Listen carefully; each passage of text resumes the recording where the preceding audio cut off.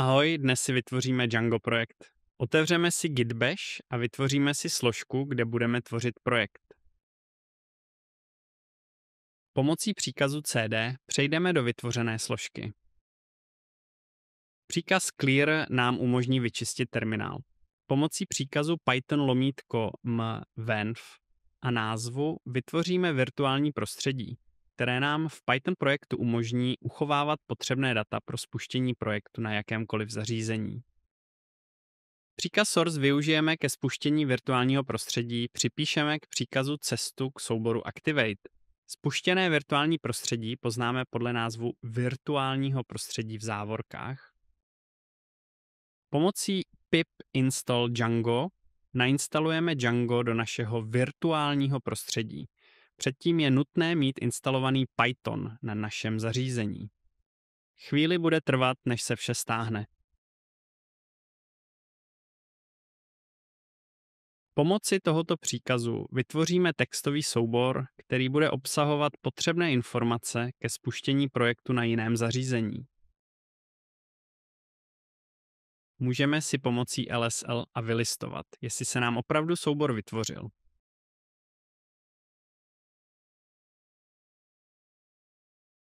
Když napíšeme nano, název souboru a příponu txt, otevřeme textový soubor a vidíme, že se vše do souboru přepsalo.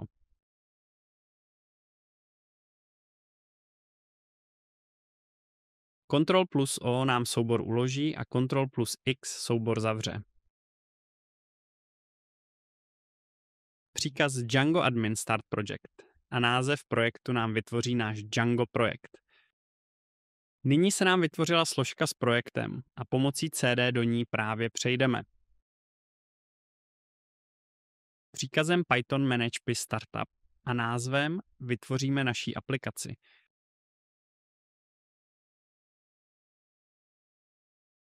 Příkaz python manage py run server nám spustí projekt, který poběží lokálně na zařízení. Přidržením Ctrl a levým tlačítkem myši otevřeme projekt v prohlížeči. Nyní si přetáhneme složku, ve které se nachází Django projekt do Visual Studio Code.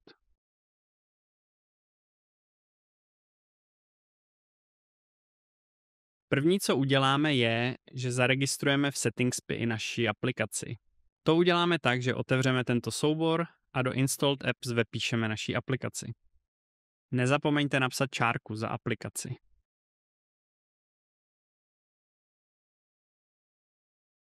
Na úrovni projektu vytvoříme složku šablony, v ní vytvoříme soubor base.html.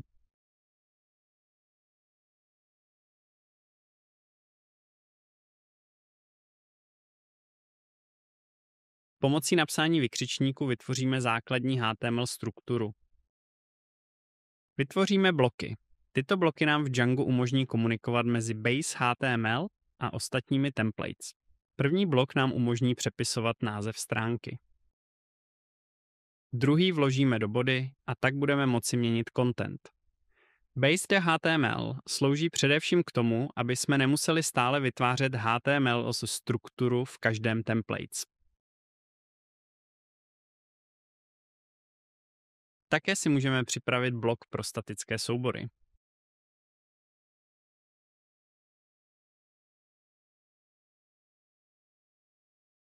Protože Django nevidí složku templates na úrovni projektu, musíme mu pomoct tím, že přejdeme do složky templates a otevřeme soubor Settings API.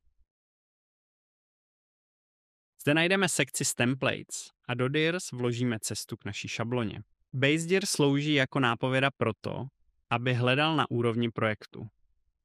Oddělíme lomítkem a do jednoduchým uvozovek vepíšeme složku se šablonou.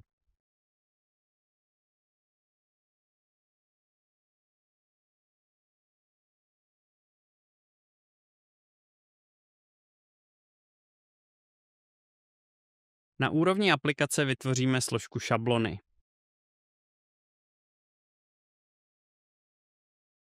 Ve složce templates vytvoříme podsložku blok a do ní vytvoříme soubor index.html.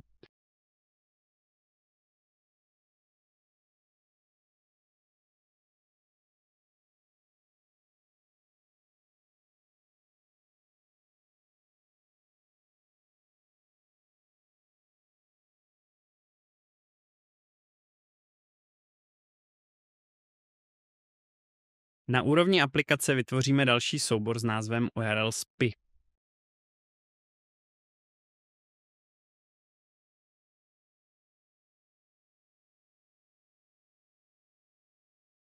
V souboru URLs vepíšeme Django URLs a importujeme path.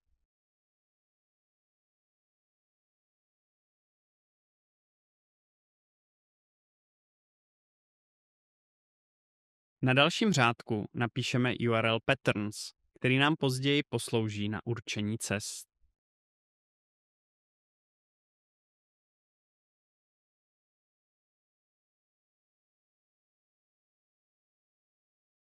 V souboru ViewsPI vytvoříme funkci, která nám bude vracet zobrazení index.html.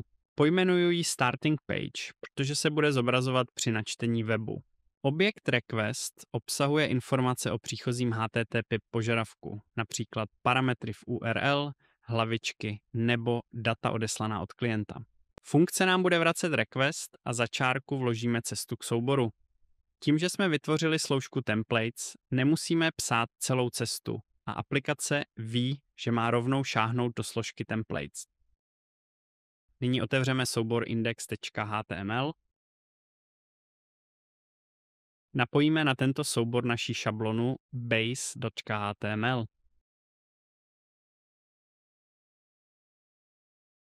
Pomocí bloků vložíme nejprve název stránky. To uděláme tak, že si napíšeme blok a mezi složené závorky vepíšeme text s názvem stránky.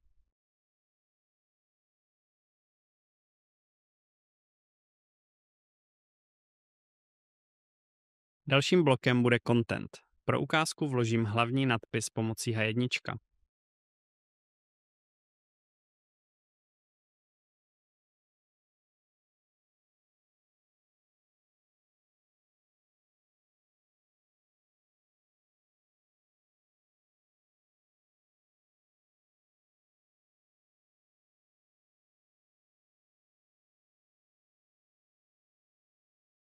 Teď dopíšu do URL SPI na úrovni projektu cestu k aplikaci. Do URL patternu na další řádek napíši path a do závorek vepíši jednoduché uvozovky, oddělím čárkou a dále napíši include, aby zahrnul soubor blog.urls.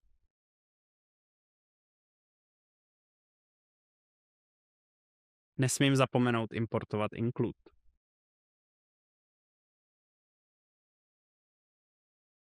Přesunu se na úroveň aplikace a otevřu si soubor urls.py.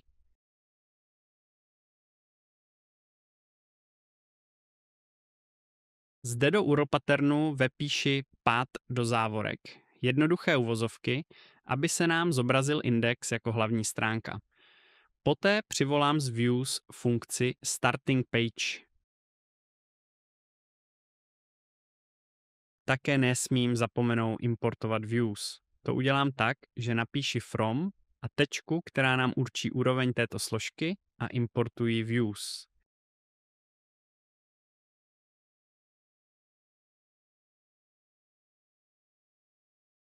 Tohle by bylo hotové a můžeme si otestovat, jestli vše funguje, jak by mělo.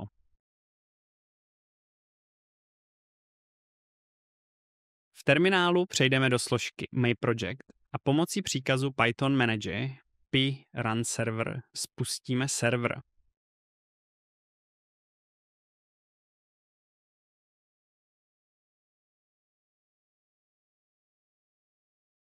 V našem browseru vidíme, že vše funguje správně. Přejdeme na vytvoření statických souborů a jejich napojení.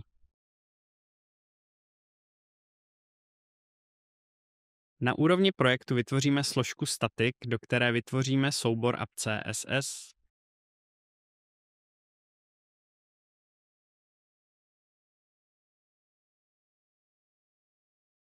Pokud zde budete tvořit styly, promítnou se vám do celého vašeho projektu.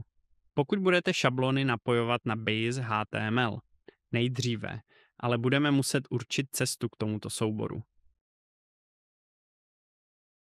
Proto přejdeme znovu do Setting PI a podobně jako templates musíme určit, ve které složce bude Django muset hledat tyto soubory. Je to z důvodu, že složka je na úrovni projektu.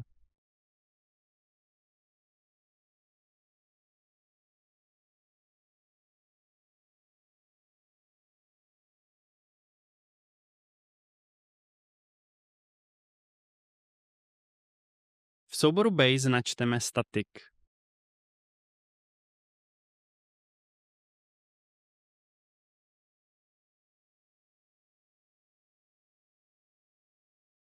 Poté vytvoříme link pomocí této struktury a cesty k app.css.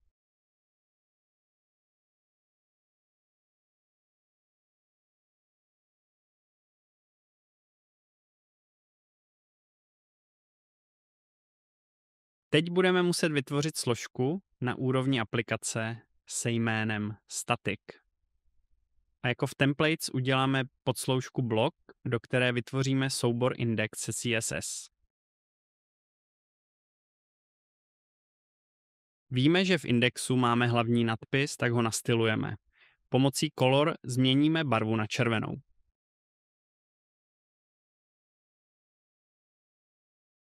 Přejdeme do index.html a nastavíme cestu k našim stylům pro tento soubor.